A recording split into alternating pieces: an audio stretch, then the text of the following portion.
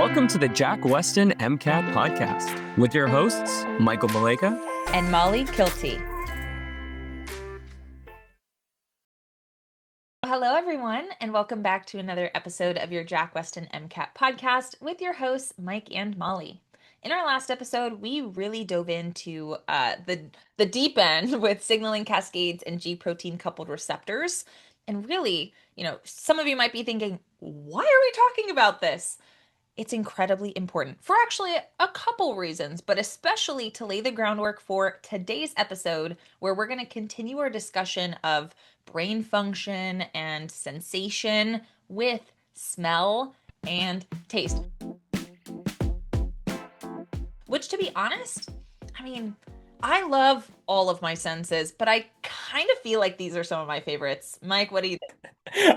I'm like, man, I don't think I've ever thought about my favorite sense before, but if I'm gonna think about, I like my sight a lot too. Like, I don't know, like if I were to give up a sense, I honestly, I probably give up scent if I were to be completely honest, but it is what. No flavor? That coffee that you're drinking. Would I want to give up my hearing or my or my Give up taste for sure. Taste doesn't really nothing, which fun fact, we're going to talk about this today. Most of your perception of flavor comes from your sense of smell. If taste counts, taste I would get rid of. Yeah, if okay, so yeah, maybe I don't even know. Maybe considering that, flavor, there's so much flavor in smell, maybe taste, but I just love all my senses. Don't make me choose. But I you're know. right. Smell No, and Mike, taste. decide right now. We're going to come in and But smell and taste, you're totally right. Is such, again, it's top five for sure. Top five. Top five because again, there's so much involved with it, especially in doing one of my favorite things, which is eating, where their smell and taste are both very involved, very important senses, and it's very in line with what we've been talking about kind of the last few episodes. We've actually, I think this kind of wraps up all of our senses, right? Because we've talked about sight, we've talked about hearing, we've kind of touched on sensation a little bit. Okay, maybe we didn't talk about like the neurons and the actual fingers and everything, but we touched on the idea of sensation. And so this kind of wraps it up with talking about our kind of last two senses of smell and taste. And the reason we bundle them together like this is because they're so related to what we talked about last episode with GPCRs, right? With those signaling cascades. It's so important that we understand those GPCR cascades when talking about smell and taste. So we're going to dive in, and the reason that they require these GPCRs is because these are our chemical senses. When we talked about our other senses, when we talked about like touch, vision, hearing, all of those receptors never detected a chemical. It was always a photon or pressure or a wave. Smell and taste are quite different. These ones actually detect a chemical either in your nostrils or in your mouth, which we'll discuss. And these molecules will bind to receptors. And again, this is again the callback to the previous episode where we have these receptors. Well, considering what we talked about last episode, what kind of receptors do you think these are? well, if we talk about how they bind to chemicals, I feel like there's got to be some sort of name that kind of encapsulates that, like a chemical receptor or maybe a Ooh, chemoreceptor. chemoreceptor. And I'm thinking about a certain chemoreceptor, which is our GPCR, our G protein coupled receptor, right? Because this is kind of, again, really a tie back to last episode. Whereas a lot of the times these senses, not always, which we'll discuss, but most of them are G protein coupled receptors where our chemical is going to bind to that receptor and activate that G protein coupled cascade and cause that cascade, that amplification inside the cell, which causes a signal. And so we're going to be discussing how smell and taste both employ these receptors in these pathways and how our brain detects these signals. And it's quite interesting because there are some actually really key differences between smell and taste and why maybe you have a certain special feeling when you smell that home baked apple pie. But we'll dive in with the first sensation, which is smell. Molly, talk to me. What's going on here? Yeah, smell is so fascinating. I feel like there's so much going on with it, and it is so critically linked to actually a lot of your like very deep emotional memories, which is fascinating. So we're going to talk about this. We're going to talk about why that is the way that it is. But let's first off just start in the nose. Okay, what is happening, right? We know that we have G protein coupled receptors, which by the way are not exclusive to taste and smell, as we were talking about in our last episode. They have many functions, but typically you have some sort of ligand, some sort of molecule binding the receptor, creating an internal or intracellular signaling cascade, right? You're taking it from the outside of the cell, the extracellular area, and bringing it into the interior, right? So let's talk about what these actual chemicals are and how they get to your nose, right? So these, we call them odorants, right? Food, drinks, even just other odors. Yeah, coffee, right? Um, they have chemicals called odorants, which can be detected by receptors in your nasal or olfactory epithelia. Okay, these travel through the air, right? They're volatile, and will ultimately travel from whatever their source is into your olfactory epithelium as you breathe in and out through your nose. Okay, so we have actual neurons there that are receptors for these chemicals. We also have other supporting cells. We have basal stem cells to help keep these neurons up in tip-top shape, essentially. This is actually a pretty interesting idea as well. Like, why do we have stem cells?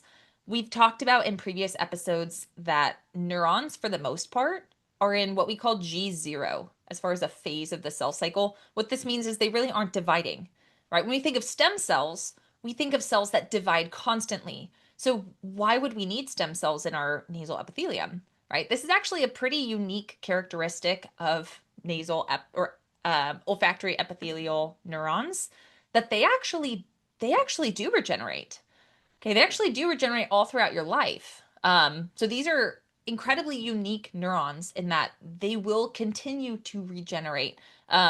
Perhaps because they're right, they're in an area that is interacting with environmental chemicals very frequently. We'll see that if you are commonly exposed to, let's say, like cleaning detergents and cigarette smoke, it can actually start to Picking damage your that nose. epithelium. That could also do that. Yes, That's just wild. Yes, Mike. Yes, picking your nose also do that. or picking your nose. Mike knows from experience. Don't say that. I But wasn't supposed to tell anyone. Yes, you can damage this, and you want to be able to regenerate those. I think it makes a lot of sense in an evolutionary biology context because our sense of smell is actually really important. We are very visual creatures. Yes, we do depend a lot on our sense of sound as well, but smell, especially when it comes to detecting environmental dangers like fire, right? Or detecting whether something might be, let's say, poisonous. These are very, very important cues to help us survive in the wild, right? So it's very interesting. These neurons actually can regenerate. We want to make sure that we are always able to respond to the odorants that are found in the wild. it's very, very cool. And I think what's also really, really cool here is like this is one of the only senses where the receptor is a neuron, which is interesting because like when we talked about vision, it was photoreceptors, not neurons themselves that were receiving the photon. For taste, which we'll talk about, it's not neurons. And as well for hearing, those were hair cells, also not neurons. Of course, neurons are very involved in the pathway. They'll cause a depolarization in a downstream neuron. But smell is very, very unique because it itself, the receptor, is a neuron. The only other sense that is also like this is touch, where touch also has direct neurons. But here, there's no other cell that, will become depolarized, which will activate a neuron. No, it's actual neurons that are receiving that actually have the receptors that cause signal. So also a very cool thing about smell, that is directly neurons that are exposed rather than something else, which so much fun. But now that we know, right, it's these neurons that have the receptors, let's talk about what happens when that odorant, that smell, you smell that coffee, you smell that pie comes in. And this signaling pathway is something we've talked about before. And let's see if you remember from last episode, because we're going to talk about very briefly the GPCR pathway, because like we kind of alluded to, smell relies on GPCRs. So we're gonna see, right? Maybe you can start anticipating, okay, what kind of compounds, what kind of complexes will be involved, and maybe you can we'll just maybe pause for a second to see, give you a chance to guess what the next one will be, as we go through this. So let's start with the odorant. Odorant, that smell, that molecule, is going to come into your nostril. Maybe you've heated up your food and now it's going into your nostril, and it will bind because it's a chemical to a GPCR, that G protein coupled receptor on those olfactory receptor neurons. Again, let's think, okay, when we have a GPCR, that binding, right? If let's see, I'll give a second. What happens when that binds? Give a second while you're thinking. You're totally right. It will change the shape. It will change the shape of that receptor. And the changing of the shape of that receptor will activate the G protein associated with it. Now, right, when we are talking about this pathway will cause the activation of adenylyl cyclase. Now, I'll give you another chance to answer. What kind of a G alpha subunit of the G protein activated adenylyl cyclase, activating it? We'll give a second. GS, you're totally right. Right? And if you're like, if you maybe got that incorrect, that's totally okay. If you're like, Mike, what are you talking about? Go check out our last episode where we dove into the different subunits of G protein coupled receptor. But I've been having a little bit too much fun here, Molly. You take it away. Now that we've activated our adenylyl cyclase, now it goes on. So once we've activated our adenylyl cyclase, keep in mind the actual function of that enzyme. It's going to cyclize ATP into cyclic AMP. So that's going to rise, and that cyclic AMP is actually going to go on as a secondary messenger and go on and activate sodium channels. Okay, now when we talk about neurons and opening sodium channels, we know what this does, right? We talk about this all the time when we discuss action potentials, right? That's very, very common. And so when we open those sodium channels in response to cyclic AMP, you will have depolarization. Sodium's going to rush into the neuron and you will have an action potential. So again, as Mike put so creatively, this is a GS, right, type of G protein, right? Again, we talk about the alpha, beta, gamma subunits. Really, the alpha is what matters. That's the GTPase. That is the G protein that's coupled with the G protein coupled receptor. We covered all that last episode. Go check it out. But to put it simply, right, smell, the binding of an odorant to a receptor is going to increase our adenylyl cyclase activity, increase our cyclic AMP, and ultimately cause a action potential that will be carried on to the brain. You said one other thing that I think is so cool before we get to the brain, which is heating up your food, right? There's a reason why food tastes better or tastes more distinctive when it's hot, or why hot coffee is so pleasing to smell, right? It's because as you heat up a compound, right, or a meal, I should say, which is made of many, many compounds, you are ultimately, by raising its temperature, increasing the kinetic energy of the molecules found within that food. And for some of those very volatile, right, chemicals that can easily become dissolved in air, those are increasing, right, within the air that's traveling to your nose. You smell it more when the food is hot because more of those odorants are in the air and traveling to you. So kind of awesome. I feel like every food that's meant to be hot tastes better hot, except maybe pizza. I was like, oh, that's a hot take. That is a hot take right there. Cold Because I was just pizza gonna be is like, still yeah, good. I, I don't know if it tastes different, but cold pizza is still good. It's like pizza. It like hits a different craving. Like when it's late at night, like for me, it's like late at night.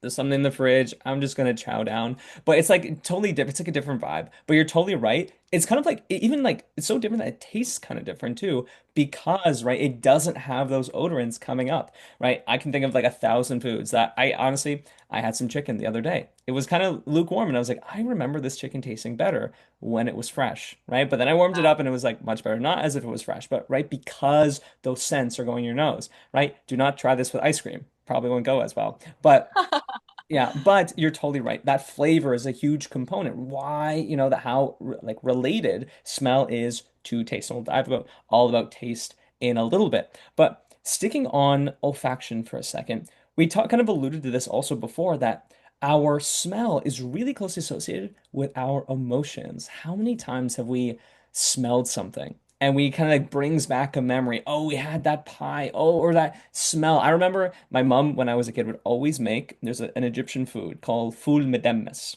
right? It's ful. And whenever I smell it, I can think of just my mom making it when we're kids. And I was like, oh, right. There's actually a reason for that, right? And it's because of the way that once we actually receive that sensation of the olfaction, we actually have to get it to the brain. The pathway that sensation gets to the brain is very unique, right? Because other pathways, right? We talked about this, kind of alluded to this last episode when we talked, or the previous senses when we talked about sensation and we talked about sight, when we talked about sound, they all went through the thalamus, right? They went through the thalamus and then they went to their kind of target areas, whether that's the, occipital lobe and the visual cortex or, wherever their target is. But olfaction is quite unique. Because when those olfactory neurons, the cyclic AMP goes up, they can become depolarized. They go to the olfactory bulb. That's kind of like where they kind of coalesce, and they send it down the olfactory tract. But this time, not going to the thalamus, but instead directly to the cortex and the limbic system. Because they kind of go directly to the limbic system and the olfactory cortex, they are so closely associated because a little bit of review, the limbic system is very so closely associated with emotion. And because these senses a lot of times activate the limbic system, this is why a lot of senses do closely kind of cause that emotion, that warm feeling, or even that really bad feeling. If there's a smell that like actually associated with very bad memories, like a smell of like, I don't know, if you really don't like books and like you're like, oh, I hate reading, and then the smell of books. I'm not saying I do. I love books as well, but say you don't and you smell like that new book smell. Maybe that smell, to you or I, Molly, I love that smell. But maybe somebody who doesn't like love reading, that might be the worst thing ever because there's a lot of negative emotions with it. So it's because of this pathway that smell is really, really closely associated with emotion. Yeah. I Mhm. feel like I never really connected this much, or I never connected to this much when I was first learning this material, when I was taking really think of a smell that like brings back all of these memories, but it really, really does work. And in fact, most of you probably don't know this. I actually just got married late last year. And I knew that this was something that was so extreme. And so my husband and I went on and we bought like very specific perfume and cologne to wear on our actual wedding day. We're like, everyone always says, like, you don't remember anything from your wedding. And I was like, I want to see if I can hack this a little bit with my knowledge of senses and sensation and emotional memory. And I will tell you, it absolutely does work. I smell that and it's like I'm right back in there in the day of my wedding. It's beautiful. So Oh, it that's does work. adorable. Yeah. Isn't that cute? Yeah. Is You, so beyond cute, but also I'm like, as not married, I'm like, ew, gross. But actually, that's so sweet. yeah. Um, So use it to hack your life for sure. Absolutely, absolutely, and maybe, hey, and I even just thought about this. Maybe you could use it for your studying. Yeah. Maybe if there's some certain smells that you already associate with good things, maybe smell those things while you're associating. Do a little bit of like classical conditioning, where we're kind of comparing it. Oh, if you're like classical conditioning, I haven't learned about that yet. Well, you're in luck. We did an episode about that a little bit ago, so you should go check that out. But yeah, maybe we could continue hacking your brain in order to, help even in our studying with this stuff. So very, very cool link to emotion here. And there's also a lot of really cool clinical applications. We talked about a lot of like the real life applications, but there's some really cool clinical applications. And the first one, actually, I want you to kind of talk about, Molly, because I think you know this way, way better than I do. And I think we've all experienced this at one point, because it has to do with COVID. Talk to me about this, Molly. Yes. Mhm. Which a lot of people are probably thinking about this, right? Many of us at one point or another, especially for those of us that were pre-meds during the time of COVID, most of us got it, right? Whether you were, volunteering to help with, COVID vaccinations or COVID testing, right? Like oftentimes as pre-meds, we were really up in the front lines with COVID. We probably all got it. One of the most common, especially very, very early signs of COVID, was a loss of the sense of smell, which most people didn't really recall or realize that it was smell. They thought they couldn't taste anything. Like, I can't taste my food anymore. They think it's something wrong with their taste buds. No, again, most of your sense of flavor comes from, or your perception of flavor comes from your nose. It's what we call anosmia. Okay, and it means I can't smell, right? Most of the time, this is temporary. And for most people who did have COVID, had temporary anosmia, although some it's actually been prolonged, right, in long COVID. But this is caused by an inflammation within the olfactory epithelium, right? So it's just the epithelium that's containing all of those neurons is so inflamed that it's getting less and less exposure to the odorants in the air, right? If you can't have that odorant bind the receptor, you're not getting that action potential and you are not detecting smell. And therefore, your sense of flavor is greatly inhibited, right? So for most individuals who had this symptom of COVID, typically it resolves after the actual inflammation goes down, right? After the disease state goes away.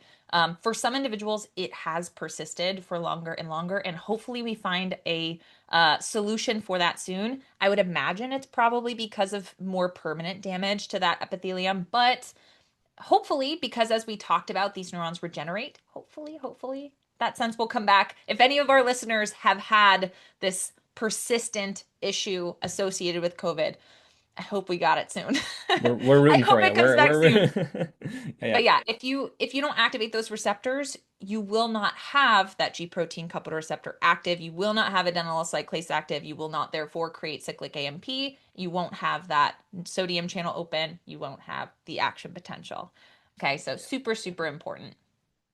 Really cool application. And it's funny, when we were talking about this episode before, this is actually something that is actually really interesting. And I mean, unfortunate, but very interesting because of its relationship to Parkinson's, right? We've kind of talked about Parkinson's. Parkinson's is actually a very important concept for the exam to be familiar with, where Parkinson's is a result of neurodegeneration. And the symptoms we normally associate with Parkinson's, the tremors, are associated with the degeneration of the neurons that are responsible for producing dopamine, right? Related to, kind of controlling those motor sensations and kind of tuning them the right way. If, again, this is something that you're like, wait a minute, I don't know much about that. We actually did do an episode on that. But actually, a very common first sign of Parkinson's is anosmia as a result of the neurodegeneration of those neurons. Specifically, I don't know where the neurons specifically are degenerating in this pathway, but a lot of those olfactory neurons degenerate because, again, Parkinson's is a degenerative disease.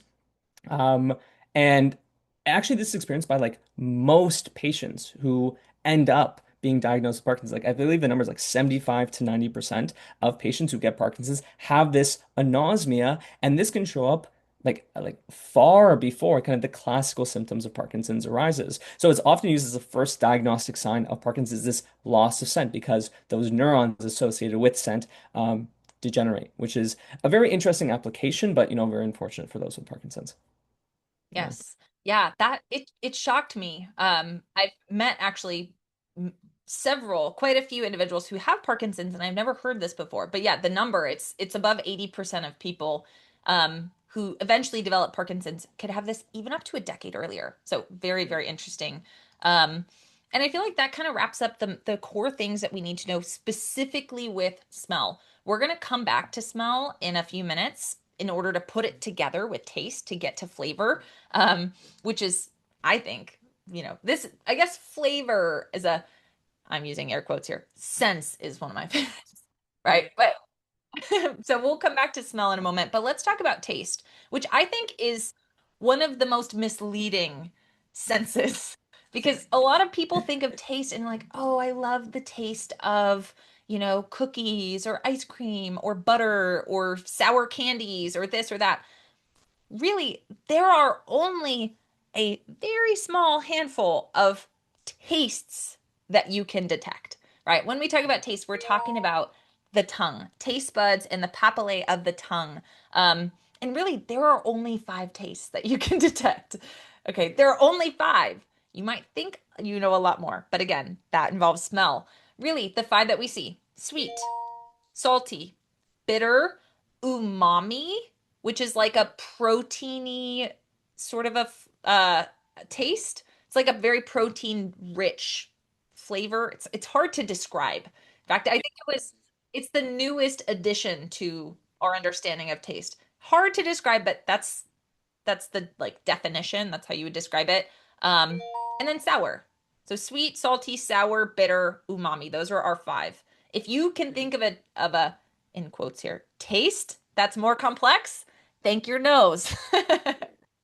Right, because these are kind of like the basic kind of, again, quote unquote, like tastes that you have, right? But we know I can think of multiple things that are all sweet, yet I feel that they taste different, right? And again, this is where there's a little bit more complexity. However, before we dive in and how the nose combines with the taste, I think it's important to understand, again, going back to the mechanisms of these things. Because what's very interesting about these kind of the taste modalities is that they're not actually all the same. Right? They don't actually all use the same mechanism, which is quite interesting. When we talked about sense all use that GPCR pathway. However, with taste, there's actually two separate pathways that you can go through. You can either go through a GPCR based pathway, or you can do an ion channel based pathway. And I kind of want to start with the ion channel based pathways because I think those just make a lot of sense, right? The two taste modalities that are ion channel based tastes are salt and sour. Like things that are salty and things that are sour, because something that's salty means it has a lot of sodium. So we don't need some sort of a special pathway. Our taste buds just allow the salt to go into the cell. No receptor required. These are just ion channels that essentially just straight up allow that sodium that you're eating. I see maybe salty crackers or maybe something else that's really salty. I don't know, the chips, right? And they just go directly into the taste bud and cause that depolarization, right? Immediately. No pathway, no receptor required, right? As well, we have sour because that taste of sour is simply just really acidic. That means you have a lot of protons. And those protons, because they're really, really positive, affect the membrane potential and cause depolarization directly, right? That causes the ion channel. So in those two pathways, salty and sour, no special receptor pathway is required. It's just direct, right? No GPCR pathway. Whereas, the other taste, sweet, umami, and bitter, the ones that aren't so direct, those utilize a GPCR based pathway. And again, GPCRs, just like we talked about before, we have a ligand, right? The sweet, umami, that bitter, that flavor molecule, or I should say taste molecule, right? And that binds to the GPCR. And again, like we talked about before, when you bind to that GPCR, we activate a G protein. However, the activation of this G protein doesn't cause anything with cyclic AMP. Instead, this is a pathway that causes the release of calcium. Now, we'll take a second here. We'll do the same exercise. Can you remember which G alpha protein was involved in calcium release? We'll take a second. You're totally right. It was the GQ. You're totally correct, right? It was the GQ alpha subunit that caused calcium release. And that calcium release caused depolarization and therefore activation of those taste buds that are located on the papilla of the tongue, these little areas on the papilla of the tongue. And so sweet, umami, bitter use this GPCR pathway, the GQ, the calcium release, while as salty and sour, they use more of a direct ion channel based taste. So it's not all the same, but I think the ones that use ion channels just make a lot of sense which ones do. I think so too. And I feel like these are really fun to talk about when we talk about taste and smell and flavor, because there are so many examples that we probably all have heard of. Okay. And one of my favorites to talk about, and that I always just thought was really interesting, is cilantro. All right. Mike, your thoughts on cilantro? Like it? Don't like it? I'm not a fan of cilantro. Not a fan. It tastes like soap to me, which is strange. See, I feel like I used to feel like it tastes like soap, and I've noticed that it went away, which is actually a somewhat common experience for individuals that fall into this category. But why? Like, why on earth would cilantro, right, taste like soap? And this actually comes down to the receptors that you have for different chemicals, which is so, so interesting. So we are going to talk about again, perception of flavor, taste, all of these good things. Cilantro has particular chemicals within it, right, that are actually very aldehyde rich that can bind to olfactory receptors that have different variants. And in this case, you can have particular olfactory receptors that are in your nose that over respond to particular aldehyde chemicals that are in cilantro. And it creates a completely different flavor profile. We also can detect these as incredibly bitter, right? Bitter like soap is. And it's very, very interesting. So Mhm. cilantro may have the flavor of soap because the chemical compounds within it can bind to different variations of receptors that we have in smell and taste, and create just unusual combo, which is incredibly off-putting to some people. What's interesting is it can actually change throughout life. Like I thought it used to taste like soap. I actually now am pretty used to it, right? So all of these things, there is a I don't want to call it an evolution throughout life because that's not how that works, but sometimes you can become accommodated to certain tastes um, or certain flavors, and your perception of them can actually change. Um, the sensation of taste specifically is also pretty interesting on an evolutionary biosense, um, especially with bitter flavors, right? Because a lot of bitter flavors are associated with toxins and poisons, right? We want that to be something that is a very complex flavor profile. We want it to be detectable in taste and smell, that combination, because a lot of toxins have that basically bitter chemical, I'm using air quotes here, that will bind to our taste buds and create that sensation, which is really important, right? Again, we want to make sure if we quickly take a little nibble of a berry that ends up, being poisonous at high quantities, we want to spit it right out and say that doesn't taste right. I don't want to eat it. Same with umami, that flavor profile coming from your taste buds is important because it can help us identify protein rich foods, which historically, right, were really hard to come by, right? Unless you got lucky on the hunt that day, you probably weren't going to eat a lot of protein. It's going to be nuts and veggies and fruits and things you could forage, right? Even sweet detection, right? The sweet receptors that are in our taste buds, right? Those are very useful. If you find a tree full of ripe fruit, you're going to sit there and you're going to eat it all because you may not come across an easy carbohydrate source like that again, right? So again, for the things that are important, that the senses and I guess the flavors that are important have multiple layers. You're going to get it through taste and smell because those foods or compounds that have those smells and tastes are very important for us to keep us alive. Right. And it's very interesting. I don't know if this is a pattern or not that's intentional, but a lot of the ones with evolutionary biology tie-ins, like, bitter, umami, sweet, those are the ones that utilize GPCRs, right? Which is interesting. Whereas salty and sour, right, didn't have this really unique pathway, this GPCR pathway. So possibly there's an evolutionary biology tie in there. Not sure, just a pattern. I just realized I was like, oh, that's really, really cool. Because I can't immediately think of like the salty sour evolutionary tie-in, where like it probably is useful to like, taste salty and sour, but like the immediate purpose of it doesn't quickly come to mind to me. But maybe you'd be able to think of it. But it doesn't immediately like, why would I want something to detect something sour? What does that tell me if it's sour? I mean, I feel like maybe from like dairy products or like fermentation, like that lactic acid, or like if it's something's been fermented and maybe has some microbes in there, if it started to go, something's starting to go rotten, maybe.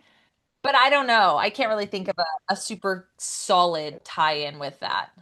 Right, and maybe that is bad with the GPCRs, but maybe a way to remember which ones have GPCRs and which ones don't. But either way, I think now we've really kind of covered both of the senses, right? We've really covered, smell, olfaction. We've really covered taste and those kind of taste receptors. Now I think, oh, actually, one thing I should before I start combining them, process, right? How does it work in the brain, right? When we talk about taste, this one is not special like the nose, right? Tastes don't activate the same emotions like the nose does.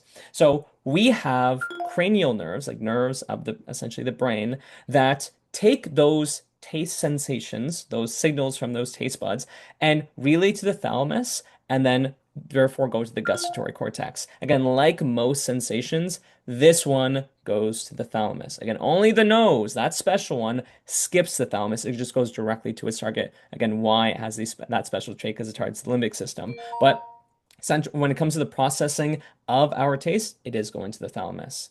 But now we can integrate the two. Talk about why, right, when we have this taste versus flavor, because this is a really cool kind of comparison of sensation versus perception and why. Again, we've kind of really been referring to it a lot, where flavor is actually a lot of smell. And I think we all maybe even did this experiment when we were kids. But one thing to remind us of it is next time you eat something, plug your nose. Again, That's all you know.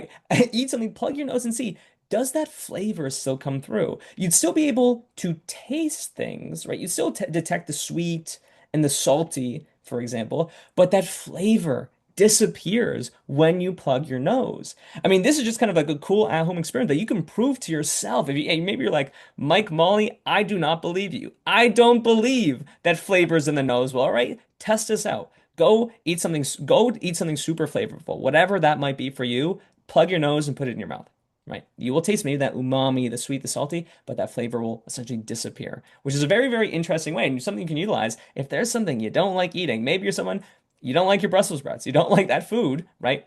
Plug your nose and eat it. It makes it way more palatable. It doesn't get rid of textures though, so be mindful of that. But yeah, it's a very, very cool at-home experiment. Whenever you can do something in real life to prove your MCAT concepts, I think I do it immediately. Yes, for sure. I feel like I always used to do this when I was a kid. Yeah. My parents, we didn't, if we were sick, like they didn't really want to give us they gave us medicine, but they always wanted to do the liquid like cough syrup or things like that, and I hated it. I hated it. I didn't want to take any medicine unless I truly needed to because they would always give me the liquid like cherry grape cough syrup. Uh, I would like I wouldn't do it. And my parents told me, "Okay, plug your nose." And it worked.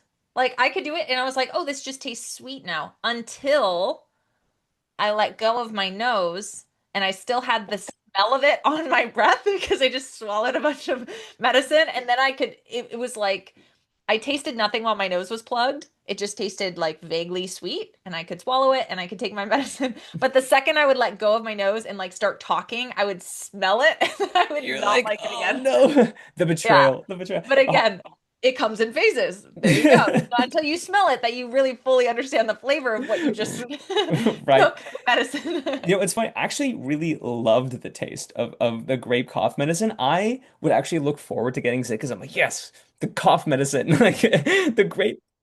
Taste. I want them. Please. I'm like smelling, I'm like wafting it. I'm like, nice, very, very nice. But yeah, no, and I'd be like, Mom, can I have another one? And she'd be like, no, you get No. one, you get one. So very, very interesting. No MCAT application, just fun to think that, like I would be wafting more, just get more taste, get more flavor from the grape cough syrup. Um, but that's a really good, again, at home, some homework for anyone at home to do, to test out, to prove that flavor is very associated with scent and not just taste. Not that taste is completely out of the picture. Again, there's still the base, bitter, salty, the base tastes are still important for the tongue, but that flavor comes with smell. So kind of a cool homework assignment for everyone to do to test it out for yourself. Yes. Awesome. Well, we've really talked all about everything that you need to know as far as an MCAT or as far as MCAT prep goes when it comes to smell and taste and flavor. Now, we've discussed touch at this point. We've talked about hearing, we've talked about vision, we've now talked about smell and taste. We've covered all of our major senses, right? Especially coming from the outside. I mean, there's a lot that we could talk about with like internal body sensations and all those other things. But for the MCAT, these are the main things that you want to be comfortable with. And I think at this point, it's really important to compare two things that are often very confused when it comes to the MCAT, right? Which is sensation, which is kind of what we've been focusing on, versus perception. Okay. Because perception is how your brain interprets the signals that are coming to it.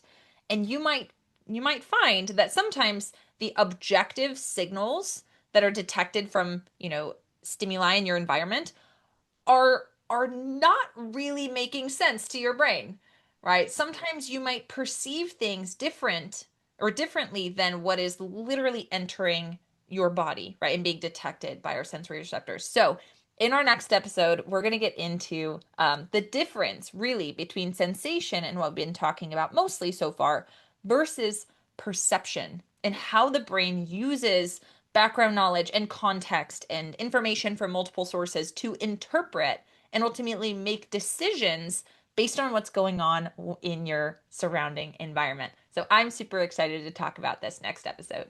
Yeah, me too. I'm very happy because again, I think a lot of the confusion happens because a lot of our common language mixes the two up. Is like, oh yeah, I can sense it. Oh, I see that. Yeah, I sense it. Right? Where it's like, that's not actually what your brain is doing.